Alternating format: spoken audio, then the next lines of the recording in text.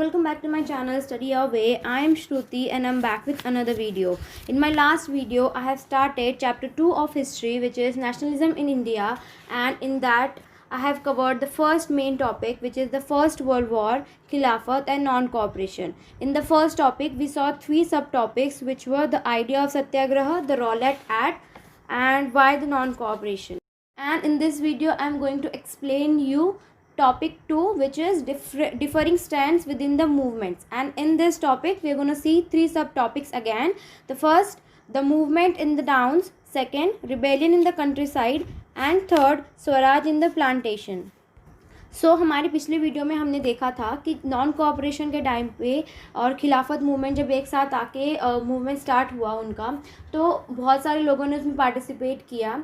अब पार्टिसिपेट तो किया, उन्होंने स्वराज को भी कॉल किया, यानी स्वराज के लिए ही जो था उन्होंने मूवमेंट स्टार्ट किया। बट उनके जो टर्म्स थे या एस्पिरेशंस थी या कुछ डिज़ायर्स थी, जैसे हमें डेवलपमेंट अलग अलग होता है, इकोनॉमिक्स की वीडियो में देखा था, नेशनलिज्म हर किसी के लिए अलग अलग होता है, वैसे हमने देखा था। तो वैसे ही स्वराज पाने का जो रीज़न था हर किसी का अलग अलग था वहाँ पे जब वो पार्टिसिपेट कर रहे थे मूवमेंट्स में। So the first topic is the movement in the towns. तो जब नॉन कोऑपरेशन हुआ तभी हमने देखा था कि गांधी जी का प्लान यही था कि हम सब जो भी ब्रिटिश सरकार की तरफ से जो भी फैसिलिटीज़ है, सर्विसेज है, जॉब, स्कूल्स, जिस भी तरह की है, हम लोग सब उसे बॉयकॉट कर देंगे, हम इंडियन सर्विसेज यूज़ करेंगे। एंड इवन जो भी टाइटल्स जो गवर्नमेंट देती है, ब्रिटिश गवर्नमेंट, वो भी हम लोग सब छोड़ देंगे। तो वैसे ही हुआ। जो कॉलेजेस में हेड मास्टर्स थे, स्टूडेंट्स थे, स्कूल के स्टूडेंट्स थे, टीचर्स थे, लॉयर्स थे, उन्होंने हर तरह की चीज़ें जो वो करते थे ब्रिटिश गवर्नमेंट के लिए वो उन्होंने छोड़ दी। काउंसिल इलेक्शंस जो थे वो भी रोक दिए गए। सिर्फ मद्रास में वो नहीं रोके गए या लोगों ने वहाँ पे बॉयकॉट नहीं किया, क्योंकि वहाँ पे जो जस्टिस पार्टी थी वो चाहती थी कि हर बार जैसे ब्राह्मण्स जो होते हैं उन्हें मौका मिलता है काउंसिल इलेक्शंस में जाने का और ज़्यादा प्रेफरेंस उनका होता है।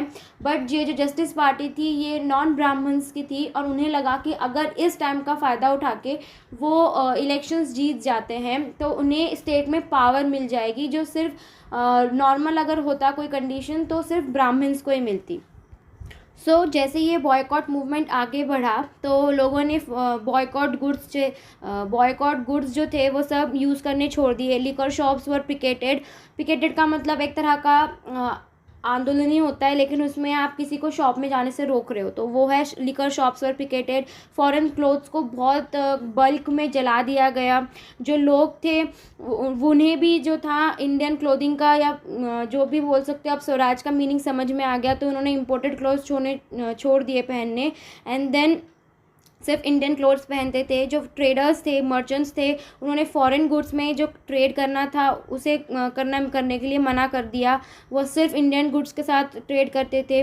तो इसी की वजह से क्या हुआ ना, जो भी इंपोर्ट था वो कम हो गया फॉरेन गुड्स का, और उनकी वैल्यू जो पहले rupees I think 102 crore book में दिया है वो थी, उससे उसकी वैल्यू गिर के 57 करोड़ पे वो आ गए।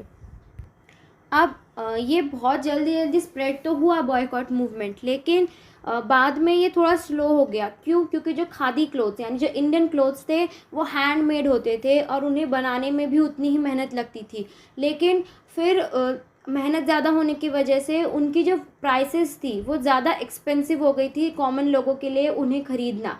वेयरएज जब फॉरेन गुड्स हमारे कंट्री में आते थे तो वो मास प्रोडक्शन में बनाए जाते थे, यानी ज़्यादा क्वांटिटी में बनाए जाते थे यूजिंग मशीन्स। तो मशीनरी की वजह से उनका जो लेबर का जो चार्ज होता था वो कम होता था, तो उनकी जो प्राइसेस थी वो रिलेटिवली कम एक्सपेंसिव थे हमारे क्लोथ से। तो लोगों का जो रुझाव था फिर से वापस उनके कपड़ों की तरफ, फॉरेन गुड्स के या फॉरेन क्लोथ्स की तरफ जो था वो बढ़ गया। वैसे ही अब जब स्कूल छोड़ दिए हैं स्टूडेंट्स ने, लॉयर्स ने अपनी प्रैक्टिसेस छोड़ दी हैं, टीचर्स ने अपने जॉब छोड़ दिए हैं, तो उनकी अर्निंग रुक गई थी। स्टूडेंट्स की जो थी वो स्कूलिंग, अब एजुकेशन रुक गई थी। अब इसके अल्टरनेटिव अगर हमें इसे सक्सेसफुल बनाना है इस मूवमेंट को, तो हमें अपने खुद के इंस्टीट्यूशंस, अपने खुद के स्कूल्स वगैरह सब स्टार्ट करने पड़ेंगे, लेकिन इसके लिए बहुत ज़्यादा टाइम लगने वाला था। तो इसी की वजह से क्या हुआ, थोड़ा सा जो लोग थे, अब ज़्यादा दिनों तक तो हम लोग बॉयकॉट नहीं करके रख सकते, ज़्यादा दिनों तक अपनी एजुकेशन नहीं रोक सकते, अर्निंग नहीं रोक सकते।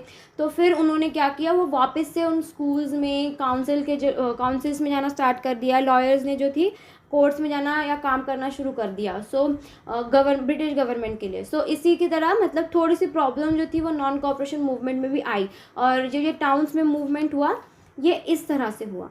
तो जो सेकेंड टॉपिक है वो है रिबेलियन इन द कंट्री साइड। देन जो रिबेलियन था या जो भी मूवमेंट था नॉन कॉपरेशन का, सिटीज़ से हटके अब कंट्री साइड्स यानी थोड़ी जो बाउंड्रीज थी कंट्रीज़ की वहाँ पे भी अब आ चुका था।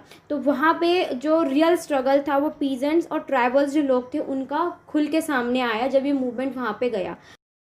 अब अवध में जो पीजेंट्स थे उन्हें लीड करने का काम कर रहे थे बाबा रामचंद्र, जो खुद एक सन्यासी थे। अब यहाँ पे जो पीजेंट्स थे उनका जो स्ट्रगल था वो था अगेंस्ट तालुकादार्स एंड लैंडलॉर्ड्स। क्यों? क्योंकि वो जो भी उनसे लैंड ले रहे थे काम करने के लिए पीजेंट लोग, तो कल्टीवेशन के बाद या हार्वेस्टिंग के बाद उन्हें वो पैसे देने होते थे रेंट के तौर पे, बट वो उनसे बहुत ज़्यादा हाई डिमांड में रेंट जो थे वो मांग रहे थे। तो बहुत ज़्यादा हाई रेट होने की वजह से लोगों को बहुत ज़्यादा परेशानी हो रही थी। तो उनका जो स्ट्रगल था वो ये था। तो अब ये था कि रेंट तो वो दे नहीं पा रहे थे, तो उन्हें क्या करना पड़ता था, वो रेंट चुकाने के लिए जो लैंडलॉर्ड के ज़मीन होती थी वहाँ पे खुद बिना पेमेंट के काम करना पड़ता था, जब तक वो उनका रेंट जो है वो झुकना मतलब पे ना कर दे वो अपनी काम के पैसों से। सो दे वर डिमांडिंग कि ये सब बंद होना चाहिए, उनके जो रेंट्स है वो उनके रेट कम होने चाहिए, हम बिना पेमेंट के काम नहीं करेंगे, और ये जो बहुत ज़्यादा सप्रेस करते हैं हम लोगों को लैंडलॉर्ड्स, ये भी बॉयकॉट होना चाहिए, उनसे ये बंद होना चाहिए। तो उन्होंने एक मूवमेंट भी किया था, नाई दो भी बंद बोला है उन्हें। तो उसमें क्या था कि जो भी फैसिलिटीज़ थी वॉशरमैन की या फिर बार्बर्स की, तो इन सब से जो था जो लैंडलॉर्ड्स थे उन्हें दूर भी रखा गया था। देन 1920 में जवाहरलाल नेहरू जो थे वो अवध में गए और उन्होंने जो विलेजर्स थे पीजेंट्स थे उन लोगों से बात की, एंड देन उन्होंने एक अवध किसान सभा जो थी वो एस्टेब्लिश की, जो जवाहरलाल नेहरू जी और बाबा रामचंद्र जी इनके अंडर ही काम करने वाली थी। और 1 महीने के अंदर ही 300 ब्रांचेस जो थी अलग अलग विलेजेस में इस सभा की जो थी वो बनाई गई। बट अब क्या हुआ ना कि ये इसलिए बनाया गया था ताकि जब नॉन कॉपरेशन मूवमेंट चले तो पीजेंट सब एक साथ आके नॉन कॉपरेशन यानी बॉयकॉट का जो भी उनका सिस्टम था वो करना चाहते थे। तो बट क्या हुआ, बहुत अलग वे में वो बाहर आया। जब नॉन कॉपरेशन हुआ तो जो पीजेंट्स थे उन्होंने तालुकादार्स और मर्चेंट्स के घरों पे अटैक किए, बाज़ारों को लूट लिया, जो ग्रेन होल्ड करके रखते थे, ग्रेन स्टोर करके रखते थे, वो वहाँ से ले लिए गए। और एक्चुअली में गांधी जी के नेम को बहुत गलत वे में यूज़ किया गया। बहुत सारे लोगों को ये ऐसा बताया गया कि गांधी जी ने बोला है कि कोई टैक्स पे नहीं करेगा और जो ज़मीनें हैं वो गरीब लोगों के साथ में हम लोगों को बांट देनी है। तो ये सब जो था गांधी जी के नेम का बहुत ज़्यादा गलत यूज़ वहाँ पे किया गया। देन ये तो पीजेंट्स की बात हो गई। अब ट्राइबल लोग जो थे उन्होंने भी गांधी जी के मैसेज को बहुत ज़्यादा अलग वे में लिया। कैसे? गुडेम हिल्स जो है आंध्र प्रदेश में, वहाँ पे एक मिलिटेंट गुरिल्ला मूवमेंट जो था वो स्प्रेड हुआ था। वहाँ पे जो ब्रिटिश गवर्नमेंट थी उन्होंने लोगों को फॉरेस्ट के अंदर जाने के लिए मना कर दिया था। अब फॉरेस्ट ट्राइबल लोग हैं जब वो फॉरेस्ट के अंदर ही नहीं जा सकते तो उनकी हर चीज़ पे असर पड़ेगा। वो लकड़ियाँ काट के लाते हैं, वहाँ से फल फूल लाते हैं, जो भी उनका होता है वो लाते हैं, उनकी अर्निंग पे फ़र्क पड़ेगा, उनकी लाइवलीहुड जो उनको रोज़मर्रा की ज़रूरतें होती हैं उनकी वो नहीं मिलेंगी। तो ये बहुत सारी जो प्रॉब्लम्स थी वो ट्राइबल लोगों को वहाँ पे आई। अब जब ब्रिटिश गवर्नमेंट ने बोला कि जब आपको अगर वहाँ पे जाना है तो आपको बेगार करना पड़ेगा, यानी बिना पेमेंट के जो हमारे यहाँ पे काम करना पड़ेगा, रोड बिल्डिंग्स में या हिल्स के ऊपर काम करना पड़ेगा। तो पीपल जो थे वहाँ पे उन्होंने रिवोल्ट करना स्टार्ट कर दिया गया। तो वहाँ पे जो उन्हें उस रिवोल्ट में सपोर्ट कर रहे थे या उन्हें लीड कर रहे थे वो एक अलग ही पर्सनैलिटी थी, वो थी अलूरी सीताराम राजू। और उनका ये मानना था कि उनके पास स्पेशल पावर्स है। अब इंडिया में अंधविश्वास बहुत ज़्यादा है, तो उनका ये मानना था कि उनके पास स्पेशल पावर्स हैं, वो लोगों को छू के ही ठीक कर सकते हैं। देन वो बराबर प्रेडिक्शन कर सकते हैं कि आगे जाके क्या होने वाला है, और इवन वो बुलेट से भी बच सकते हैं। ठीक है, तो ये उनका मानना था और लोगों ने ये मान के, ट्राइबल लोगों ने उनकी बात मान के उन्हें भगवान का अवतार था वो भी मान लिया। अब उनका एक और मानना था कि गांधी जी जो हैं वो उनसे बहुत ज़्यादा इंस्पायर्ड है उनके नॉन कॉपरेशन मूवमेंट से। तो वो चाहते हैं कि लोग जो है खादी पहने और जो ड्रिंकिंग करना या बुरी आदतें हैं वो सब कुछ छोड़ दें। लेकिन एट द सेम टाइम उनका ये भी कहना था कि अगर इंडिया को लिबरल करना है, इंडिपेंडेंट करना है, तो सिर्फ फोर्स से ही किया जा सकता है, ना कि नॉन वायलेंस से। उनका मानना था कि वायलेंस करना ज़रूरी है। तो ये सब जो चीज़ें थी वो गांधी जी के नेम को मिसयूज़ करके क्रिएट की गई थी बाय राजू।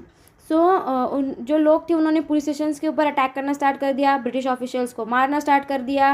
देन वहाँ पे बहुत सारी ऐसी चीज़ें हुई जो शायद कांग्रेस नहीं चाहती होगी कि हो, और महात्मा गांधी जी के नाम के अंडर हो। तो ये सब जो चीज़ें थी ये फेक हीरो के तौर पे राजू जी थे, उन्होंने लीड की थी। तो ये सब तो था, वो था कंट्री साइड रिबेलियंस का मूवमेंट। अब थर्ड सब टॉपिक है वो है स्वराज इन प्लांटेशंस। अब ब्रिटिश गवर्नमेंट के टाइम पे वहाँ पे एक एक्ट था, इनलैंड इमिग्रेशन एक्ट ऑफ 1859। तो उस एक्ट के मुताबिक जो टी प्लांटेशन के वर्कर्स होते थे आसाम साइड में वहाँ पे, तो उन लोगों को जो फार्म होता था टी प्लांटेशन का, वहाँ से बाहर निकलने की या कहीं और जाने की परमिशन नहीं होती थी, और उन्हें बहुत कम ऐसी परमिशन मिलती थी कि वो वहाँ से बाहर निकल के कहीं जा सके। तो उनके लिए जो फ्रीडम थी वो थी कि वो अपने जगह जो प्लांटेशन है वो वहाँ से बाहर निकल सके, और जहाँ पे उनकी विलेजेस है जहाँ से वो बिलोंग करते हैं वो वहाँ पे भी आ जा सके। तो जब उन्होंने नॉन कॉपरेशन का ये सब कुछ सुना गांधी जी के बारे में कि वो नॉन कॉपरेशन मूवमेंट चला रहे, तो उन्होंने क्या किया, सारी अथॉरिटीज़ को सारे रूल्स को सब कुछ छोड़ दिया, एंड देन वहाँ से वो लोग सब निकल के बाहर चले गए और सीधा अपने गाँव चले गए जहाँ से वो बिलोंग करते थे। उनका ये मानना था कि गांधी राज बहुत जल्दी आने वाला है और उन सबको अपनी अपनी ज़मीनें मिलेंगी फार्मिंग करने के लिए, और इसीलिए वो चले गए। लेकिन बीच में जब वो जा रहे थे, अपने रास्ते में थे, वो कभी अपने गांव नहीं पहुंच सके, क्योंकि बीच में फिर उन्हें पुलिस वालों ने पकड़ लिया और फिर बहुत बुरी तरह से उन्हें पीटा गया। देन जब ये नॉन कॉपरेशन मूवमेंट हुआ और कांग्रेस ने सब कुछ स्टार्ट किया, तब उन्होंने एक कुछ प्रोग्राम का विजन बताया नहीं था, उन्होंने सिर्फ स्वराज बोला था, और लोगों ने उसे अपने ही वे में ले लिया कि उन्हें स्वराज किस तरह से चाहिए, उनके लिए फ्रीडम क्या है। बट बाद में, और लोगों को ये उम्मीद थी कि स्वराज का मतलब है कि उनकी जितनी भी सफरिंग है, उनको जितना भी परेशानी अभी तक हुआ है, वो कहीं ना कहीं जाके ख़त्म होगा। एंड इवन जब पीजेंट्स, ट्राइबल्स, जब उन्होंने डिमांड करना स्टार्ट किया स्वतंत्र भारत, महात्मा गांधी जी के नाम के साथ स्वतंत्र भारत, वो आवाज़ उठाते थे, स्लोगन्स देते थे, तो एक्चुअल में उनकी तरफ से भी ये आ रहा था कि नहीं, हमें एकजुट भारत चाहिए और हमें इंडिपेंडेंट भारत चाहिए, इंडिपेंडेंट इंडिया चाहिए। लेकिन बहुत जगह पे अलग वे में लिया गया, जो स्वराज का इंटरप्रिटेशन हुआ था वो सब कुछ, और बहुत बार ऐसा हुआ कि वो बियॉन्ड द लिमिट्स था, कि वहाँ पे मूवमेंट जो थे वो बहुत ही वर्स कंडीशन में ख़त्म हुए। So that's it for this video. Thank you guys for watching till the end. Next video में हम सिविल डिसोबीडियंस मूवमेंट के बारे में